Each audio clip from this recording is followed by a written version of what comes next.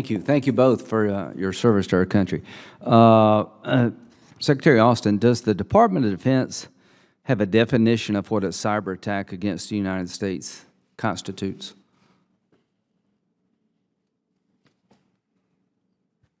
I don't recall a specific definition for. Yeah, I don't either, and I'm not blaming you.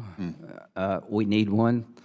Don't you think we need to define what a cyber attack would be and rules of engagement about how to respond? Do you think that'd be a worthy endeavor for all of us? And I'm not blaming you. I think all of us need to do this. I think it certainly would be very helpful. Okay, that's good. I'm good. I got 5 minutes here. Iran. Do both of you agree with the assessment by just about everybody in the intel world that the Iranians are trying to develop a nuclear weapon, not a peaceful nuclear power program? I agree that if left to their own devices, the Iranians would acquire a nuclear weapon. Yeah, General Milley, do you agree that's sort of their end game here?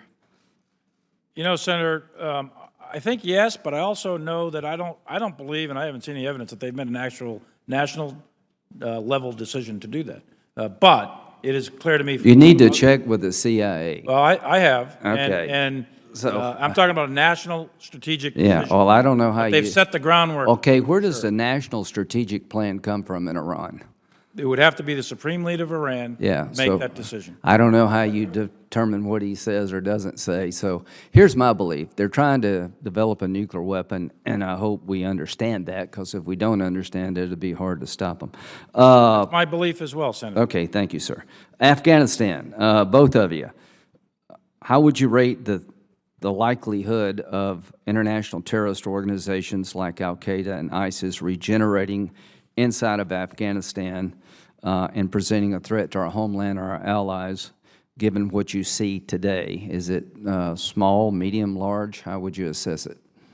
I would assess it as medium. I would also say, Senator, that it would take possibly 2 years for them to develop that capability. Fair enough. General Milley? I concur with that, and I think that if certain other things happen, if there was a collapse of the government or a dissolution of the Afghan security forces, that risk would obviously increase. But right now, I'd say medium, and in about 2 years or so. Okay, thank you very much. Do you consider the border situation in terms of a 160% increase in illegal crossings in the last year a national security threat for the United States? Secretary Austin? I think that we should be able to control our borders, and I would defer to Secretary Mayorkas. Well, would you agree with me, General Milley, that 160% increase in illegal crossings does represent a threat?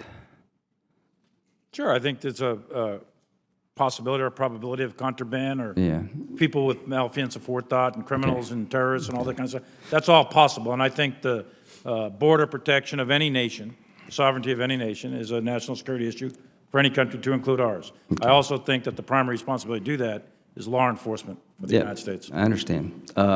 We've taken $2 billion away from the Department of Defense to build a wall. Do you think we should, based on your assessment of the threat, do you think walls will help?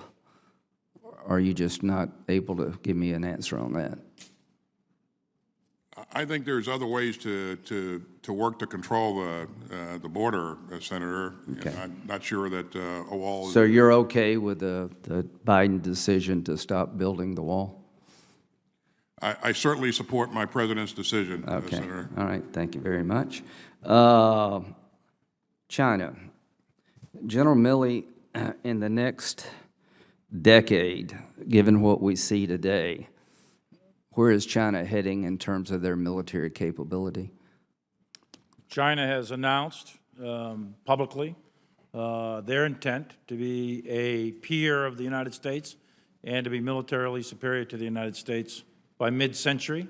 They have a program, a plan, if you will, national aspiration to do that, and they have a very, very powerful economy, and they intend to resource that to that end. That's exactly what they plan to do. And our response should be? I think it's incumbent upon us, the United States, to make sure that we maintain military overmatch relative to China in order to maintain peace and deterrence. If we fail to do that, it's my personal and professional opinion that we're going to place a future generation at great risk. Couldn't agree with you more. Thank you both.